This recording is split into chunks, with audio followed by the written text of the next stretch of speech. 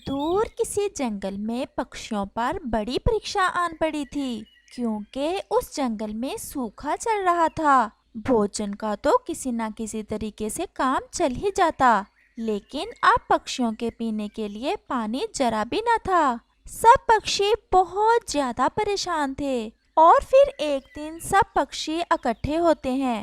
रानो चिड़िया, अब यहाँ मरने से बेहतर है कि हम दूसरे किसी जंगल में परावास कर जाएं। लेकिन हम जाएं भी तो किस दिशा में जाएं? साथ वाले जंगल का मौसम भी ठीक नहीं है।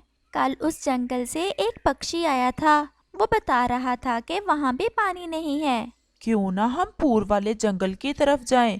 हो सकता है कि हमें वहाँ भोजन भी मिल जाए और पानी भी। रानो, कबूतर ठीक कह रहा है। हम ऐसा ही करते हैं। हम पूर्व वाले जंगल की तरफ ही जाते हैं। अगर तुम दोनों का ये फैसला है तो मुझे कोई एतराज नहीं है। तो फिर तैयार हो जाओ तुम दोनों। हम पक्षियों की तैयारी क्या हो सकती है? हमें तो भोजन और पानी से बढ़कर और क्या चाहिए? और फिर वो सब पूर्व वाले जंगल की तरफ परावास कर जाते हैं।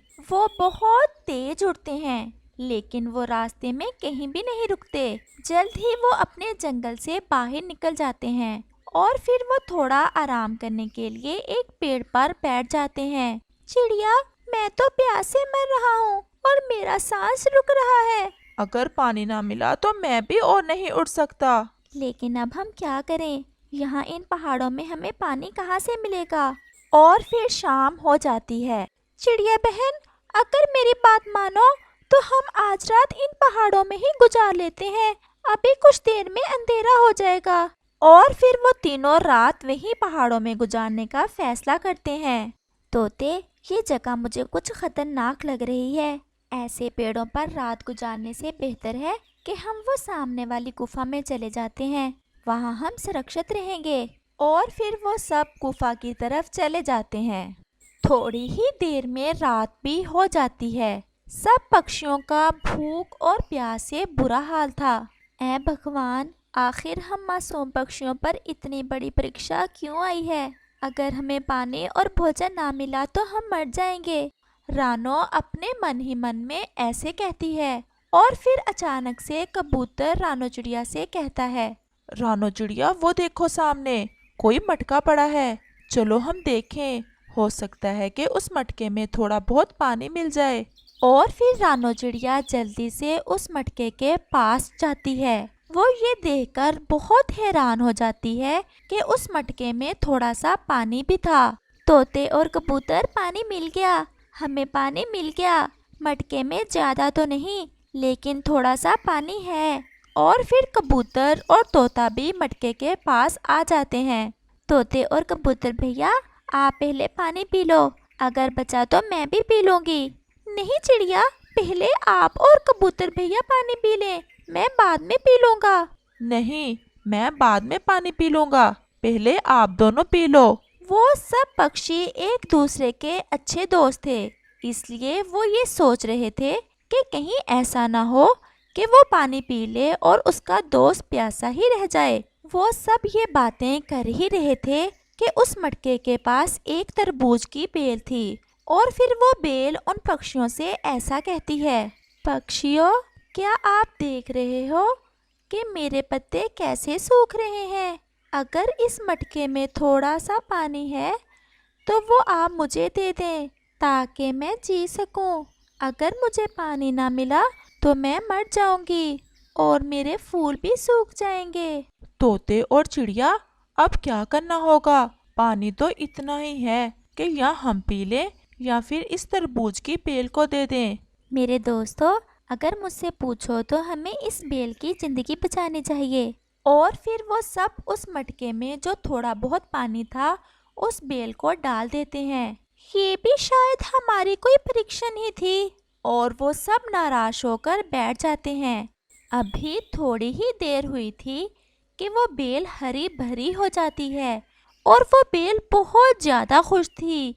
पक्षियों, जो काम तुम सब ने किया, बस यही तुम्हारी परीक्षण थी और तुम इस परीक्षण में कामयाब हुए हो। मुझे पता है तुम सब पक्षियों ने सुबह से पानी नहीं पिया और जो इस मटके में पानी था वो मुझे डाल दिया। अब जरा फिर से इस मटके में देखो तो सही। और पक्षी बहुत ज्यादा हैरान होते हैं। और फिर कबूतर जैसे ही उस मटके में झांक कर देखता है तो कबूतर की तो खुशी से चीख निकल जाती है।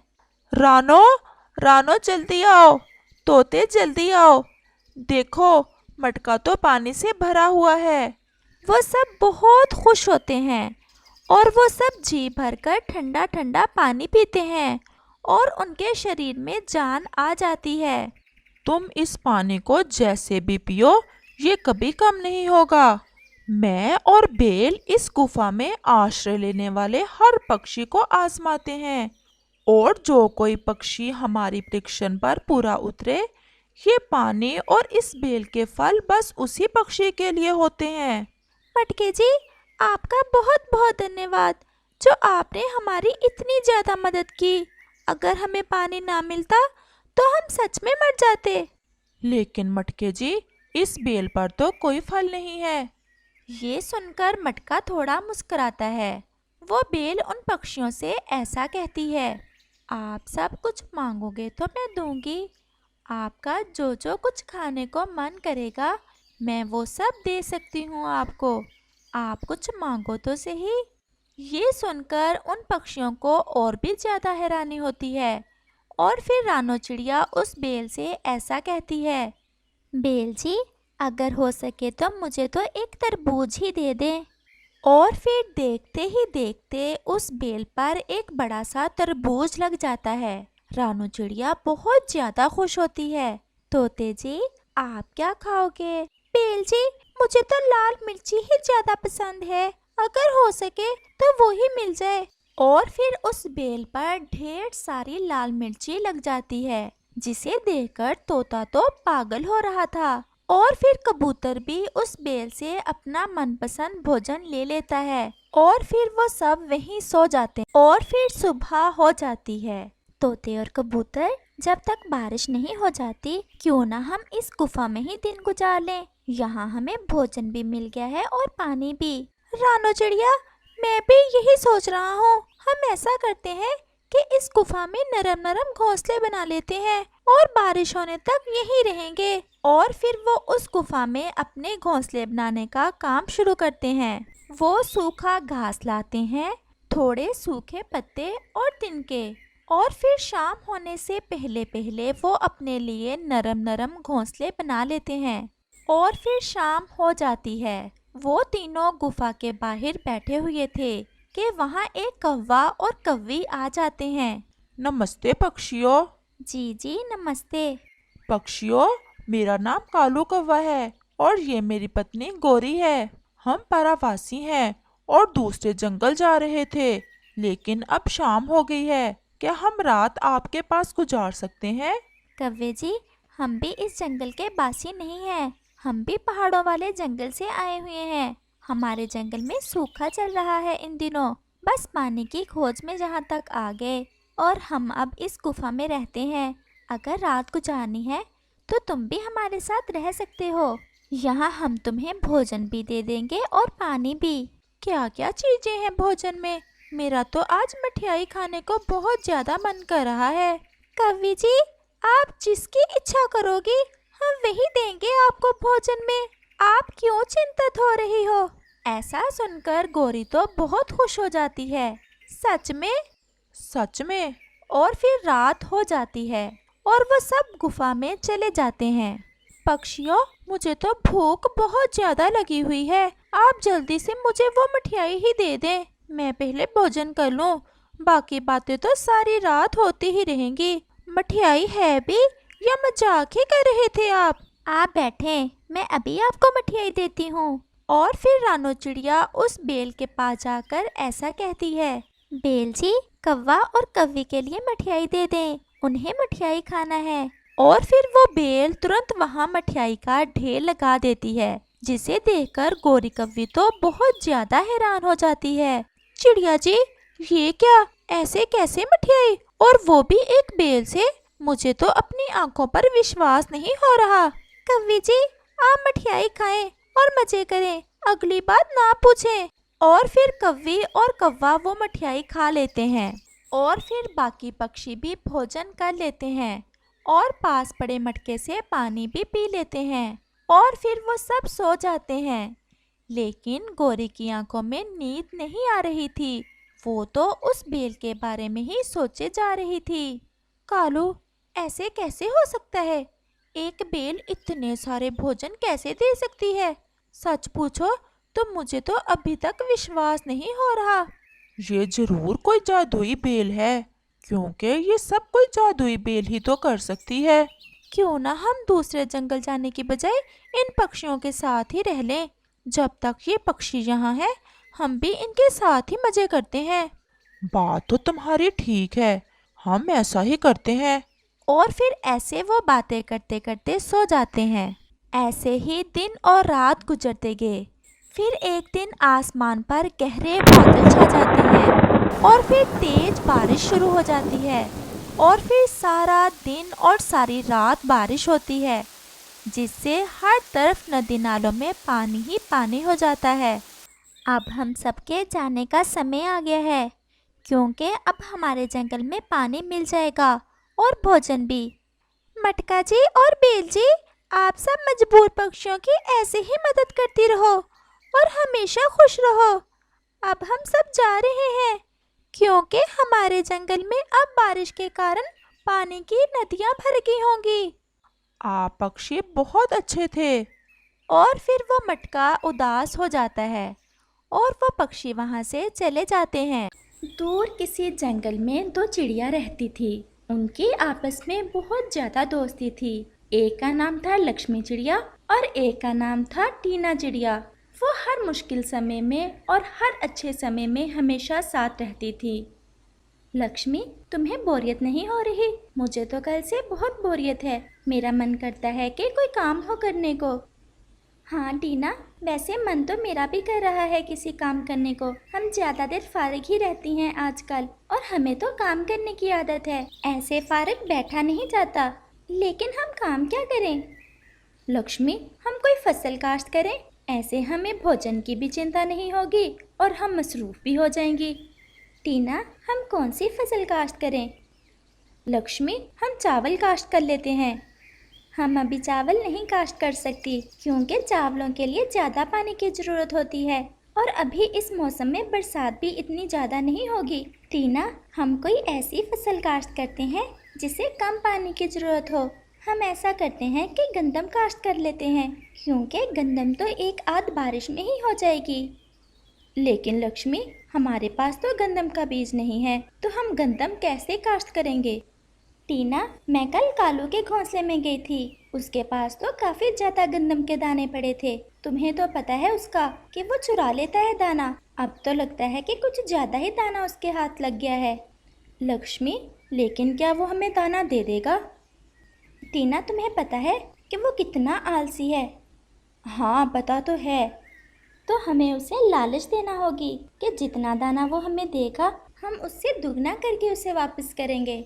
फिर तुम देखना कैसे मानता है वो। फिर लक्ष्मी चिड़िया और टीना चिड़िया कालू कौवे की तरफ चली जाती हैं। कालू भैया, कैसे हो? मैं तो ठीक हूँ, तुम बताओ खैरियत तो है ना? तुम कभी इतनी जल्दी मेरे घर आई नहीं। मेरा मतलब है कि अभी कल ही तो आई थी। वो कालू भैया, एक काम था आपसे, अगर आप बुरा ना माने तो। देखो लक्ष्मी, अगर बुरा मानने वाली बात हुई तो बुरा मान लूंगा। वैसे उस काम को करके आपको फायदा भी होगा। हैं? ऐसा कौन सा काम जिसे करके मुझे फायदा होगा? मैं तो जो भी काम करूं मुझे तो नुकसान ही होता है। अच्छा, अब बताओ भी कि पहेलियां ही बुझाती रहोगी। कालू भैया, ये आपके पास इतना सारा गंदम का दाना पड़ा है, आप बस थोड़ा सा हमें दे दे। लक्ष्मी चिड़िया, तुम कुछ तो सोचो बात करने से पहले। मैं तो खुद इतनी मुसीबतों से दाना लाया हूँ और तुम मांगने आ गई। तुम शुक्र करो कि चमकीलो अपने मैके गई हुई है। तुम्हें तो उड़ने को रास्ता नहीं मिलना था। कालू भैया, पहले बात तो सुन ले। मैं दाना खाने के लिए नहीं बल्कि बोने के लिए मांगने आई हूँ। मैं और टीना कोई काम करना चाहती हैं। हमने सोचा चलो गंदम ही बो लेते हैं और हम जितना दाना आपसे लेकर जाएंगे उससे 2 गुना करके वापस करके जाएंगे। तो ऐसे कहो ना, तुमने तो मुझे डरा ही दिया। बात तो तुमने वैसे मेरे फायदे की है, लेकिन जब तुम्हारी फसल तैयार हो जाएगी तो सबसे पहले मुझे मेरा 2 गुना दाना वापस कर देना, वरना चमकीलो मुझे छोड़ेगी नहीं, क्योंकि ये दाना वही कहीं से चुरा कर लाई थी। आप बेफिक्र रहें, हम सबसे पहले आपका दाना ही वापस करके जाएंगे। और फिर कालू कौवा उन्हें थोड़ा सा दाना दे देता है। लक्ष्मी चिड़िया और टीना चिड़िया वो दाना लेकर नदी के पास खाली मैदान की तरफ चली जाती हैं। लक्ष्मी, वैसे कालू कितना चालाक है, खुद कैसे हमसे मांगता रहता है, और तुमने उसका मुंह देखा था जब तुमने उससे दाना मांगा था। टीना, कालू शुरू से ही ऐसा है, और पत्नी तो उससे भी 4 हाथ आगे की मिली है उसे। अब तुम देखना, जब चमकीलो वापस आएगी अपने मैके से तो दाना कम देखकर कैसा शोर मचाएगी। अच्छा चलो हम काम शुरू करते हैं, शाम भी होने ही वाली है, जूजू भी घर में अकेला है। और फिर वो दोनों दाना बोने का काम शुरू करती हैं। वो पहले जमीन खोदकर नरम करती हैं, फिर उसमें दाना बोती हैं। टीना, अब तुम प्रार्थना करो भगवान से कि 1-2 दिन में बरसात हो जाए तो हमारी फसल अच्छे से तैयार हो जाएगी। नदी में पानी तो बहुत कम रह गया है, आज तो हम नदी से पानी डाल लेते हैं, लेकिन अगली बार बरसात से ही काम बनेगा। और फिर वो दोनों नदी से पानी लाकर अपनी फसल को डाल लेती हैं और शाम होने से पहले पहले अपने घरों को वापस चली जाती हैं। दूसरी तरफ चमकीलो कौवी जब घर आती है तो कम दाना देखकर चिल्लाने लगती है। कालू, मैं आज अगर अपनी माँ से मिलने चली गई तो इसका ये मतलब नहीं था कि मैं कभी आऊंगी ही नहीं। तुमने 1 दिन में इतना सारा दाना खा लिया। मैंने इतनी मुश्किल से चुराया था कबूतर के घोंसले से, मैं तो तुम्हें आज कच्चा चबा जाऊंगी। चमकीलो, मेरी बात तो सुन लो कि अपनी ही काका करती जाओगी। उसके बाद कालू कौवा चमकीलो कौवी को सारी बात बताता है। कालू, तुम तो बिल्कुल बिजनेस माइंड नहीं हो। अगर दाना देना ही था तो फसल का आधा हिस्सा मांगना चाहिए था तुम्हें। उस दाने के 2 गुना हिस्से से क्या बनेगा हमारा। चमकीलो, अब मेरा दिमाग तुम्हारे दिमाग की तरह शातिर नहीं है। चलो, अगर मैंने आधा हिस्सा लेना तय नहीं किया, जो दाना उन छोटी चिड़ियाओं का होगा वो भी तो हमने ही खाना है, कभी मांग कर और कभी चुरा कर। ऐसा कहते हुए वो दोनों जोर जोर से हंसने लगते हैं। ऐसे ही कुछ दिन गुजर जाते हैं। टीना, हमारी फसल अभी तक बाहर नहीं निकली है, जब तक बरसात नहीं होगी हमारी फसल बाहर नहीं आएगी। लक्ष्मी, इस बार तो लगता है कि बरसात आएगी ही नहीं, अब हम क्या करेंगे। कालू से दाना भी उधार ले लिया और हमारी फसल भी नहीं होगी। कालू तो हमें छोड़ेगा नहीं। मैं उसे अच्छे से जानती हूँ, अगर हमने समय पर उसका दाना 2 गुना करके उसे ना लुटाया तो कालू और चमकीलो तो हमें कभी माफ़ नहीं करेंगे। अभी वो ऐसे बातें कर ही रहे थे कि कालू और चमकीलो भी वहाँ आ जाते हैं। हाँ भी लक्ष्मी, कब लुटा रही हो हमारा दाना। चमकीलो बहन, आप तो जानती हैं कि अभी तक बरसात नहीं हुई है। आप बस प्रार्थना करें कि जल्दी से बरसात हो जाए, फिर ही हमारी फसल बाहर आएगी। आप चिंता ना करें, आपको आपका दाना मिल जाएगा। हाय हाय, कैसे चिंता ना करूं।